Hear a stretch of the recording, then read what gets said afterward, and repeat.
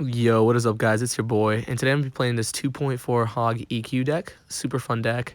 I definitely recommend you try it. And yeah, what I really like most about this deck is just how quickly you can cycle Hogs and how much fun it is to play the Earthquake all the time. And you can spell cycle their tower down and just put multiple Dark Golems on them.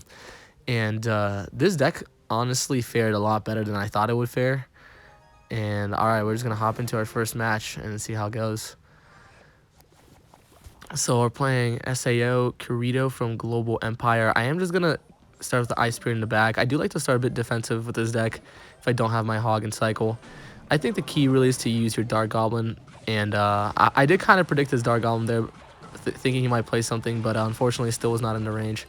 So a bit of a careful defense here, but we do manage to defend using an Earthquake defensively. And here I do want to go in with my Hog just because you want to be aggressive, and we do have just a tiny bit of a counter push going. And we're going to see the Ice Golem take out those bats. So we do get two shots there, and he does really commit heavy on defense, so that's good. I really love the Ice Golem in this deck. So right here he lets me cycle to it, but unfortunately I'm not able to get downtime. Another defensive Earthquake by me. He keeps baiting out our log there, so we're going to have to defensive Earthquake. Not really a bad trade. Definitely slows down the Skeleton King and kills all the skeletons over time, so not too awkward. Don't be afraid to use your EQ on defense if needed. So I'm going to go back to another Hog because we're back to another Hog. It's kind of ridiculous how fast we cycle. I'm going to cannon first because I don't want to go straight into the Hog. I'm going to Dark Goblin. I'm going to put the skeletons on top for when the cannon dies because I do not want it to lock onto the Dark Gob. So I do bait out the arrows. I'm back to my Earthquake already, and just like that we defend. And yeah, this guy's playing Miner, so I'm ready for the Miner with my Ice Spirit. And there I was like, what? Why is he going right side? But it turns out he just gives up. So I am going to just go ahead and just give him that emote right there to tell him, like, bring it on. I really love that emote. I do at the start of games and the end of games. I am just going to cut the video here because it's no fun to watch me 3-crown somebody. I'll see you guys in the next one. Alright, hop into the next match. I kind of forgot to hit record before I started, so I had to like swipe up and hit record as I was loading into the game. So right there, I want to pull the giant skeleton opposite lane, but because he has a fisherman behind it, I have to put the skeletons first so that the fisherman locks onto the first skeleton, and then I put the Ice Golem down to pull it opposite lane. So right there, I had an awkward hand to defend that, but he didn't defend my Hog, so as soon as I saw the graveyard, I thought, okay, I'm just going to let the fisherman damage slide because he's letting my Hog slide. I'm going to get the full defense on the graveyard using that Dark Goblin. So I do cycle back to another Ice Golem. So now the Giant Skeleton is walking into its original lane, which I find hilarious. The Giant Skeleton's been walking around since like 250. He's been on the map for like 40 seconds. The mileage is crazy, getting his cardio in. So now we're going to pull it opposite lane again. I could honestly kite it, and that's probably what I would do if I needed to, but it just died. But I'll probably put Ice Spirit down, followed by Ice Golem. Yeah, one thing you could do with this deck is just endlessly kite. Like, I'm talking endlessly. You have like a 6 elixir 4-card cycle, I do believe. Maybe, no, yeah, 6 elixir. So you can just cycle back to your Ice Golem really fast. So right here, I'm again planning on using the Ice Golem.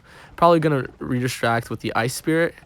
And then just going to put the, yeah, I'm going to Ice Spirit there to distract the fisherman, and then Ice Golem. And then here the Ice Golem's a bit far, so I just go in with skeletons and a cannon just to start taking everything out. I'm going to Dark Gob middle left here to take out that premature graveyard. The graveyard's not going to get any damage, so I'm thinking, okay, this game's super easy. It's over for this kid. You can't do anything. I wish I could afford a Hog right here. That would make it super perfect, but I do surprise him with this Ice Golem. He was planning on countering it regardless, as you saw with those zappies there, so I guess not the best Ice Golem since he was already planning to counter. If I was him, I would have definitely just taken the damage because I need to use all my elixir to get the tower back. But yeah, nonetheless, we're going to just go in with another Hog here. Fisherman, super late. Guys, if you have a pocket open, you can actually predict their fisherman with like an Ice Spirit or something in the pocket. So then the fisherman gets distracted and the Hog gets extra damage. A little helpful tip in a 2-tower situation. I do have to cannon back here because our Dark Gob is distracted, but it's okay. He just arrows, and we're actually back to another one. So we're going to Dark Gob in the middle to help take out that Hunter and also clean up, but we didn't even need to clean up. We're going to try to pull everything back here, get the Dark Gob value. I'm going to log EQ this really fast. If you guys didn't know, it does counter Zappies. Not bad. It's a 5-for-4 trade plus a lot of tower damage.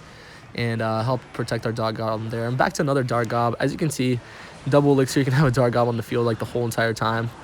And you can kite endlessly, which brings your Dark Gobs like immense value.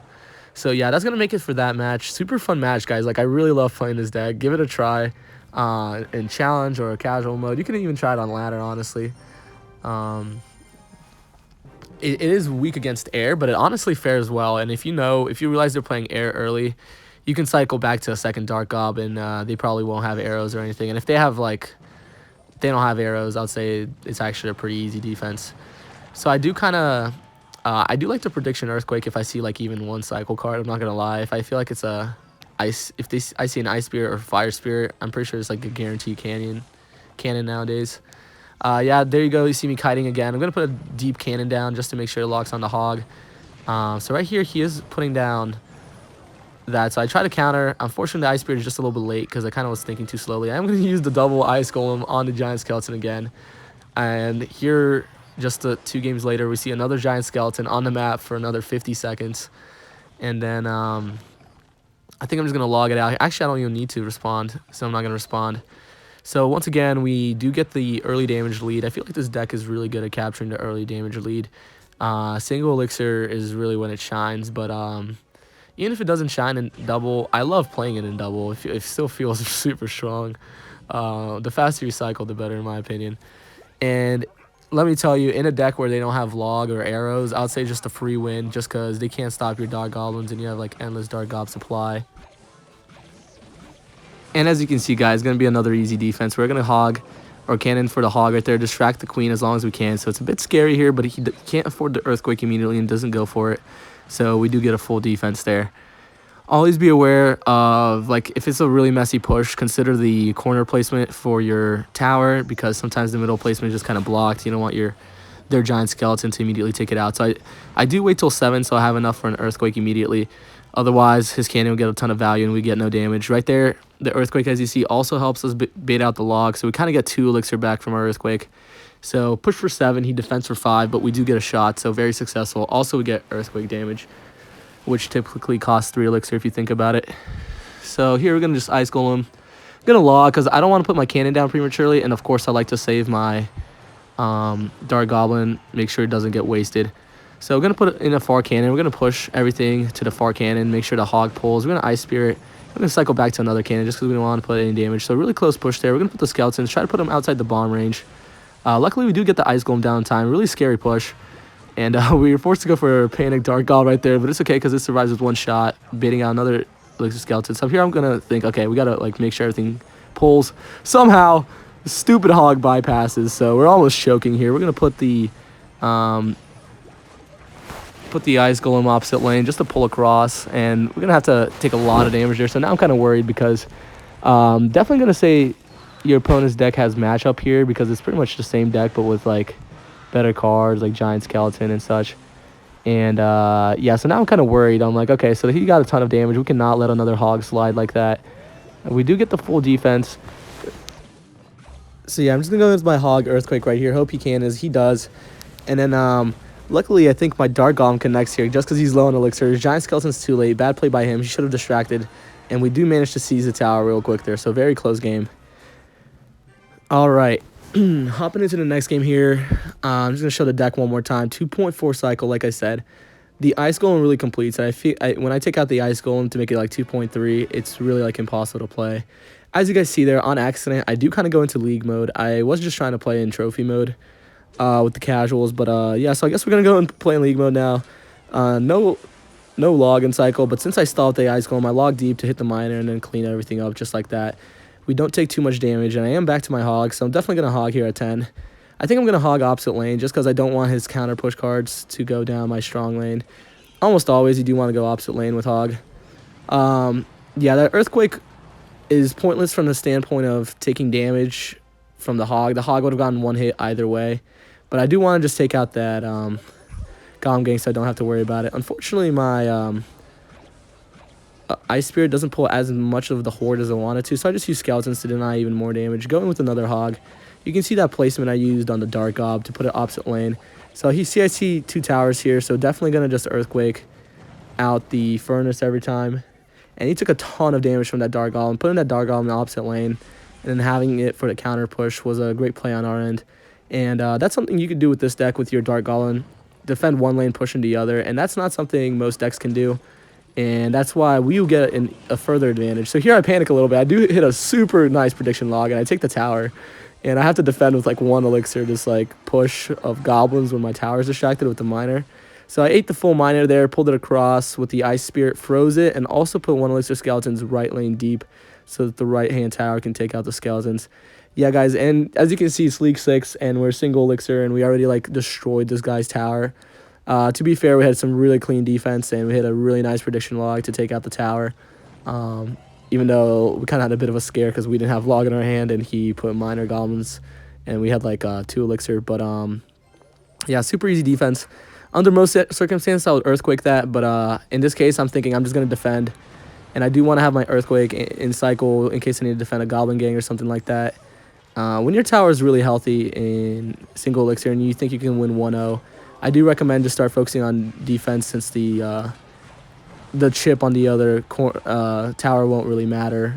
And even if you do get a little bit of chip damage, it's just not really worth it if you lost your whole tower. So here I am going to go in pretty deep, because if I go in on offense, I know he can't go in on offense himself. I'm going to put down another Dark Golem. I'm going to try and tank as much as I can for these Dark Golems. And I think at this point, guys, he just like, oh my goodness, terrible fireball. I think at this point he's just giving up. So I'm going to put another Hog Rider. Ice Spirit helps tank for just those milliseconds. Another Hog Rider down.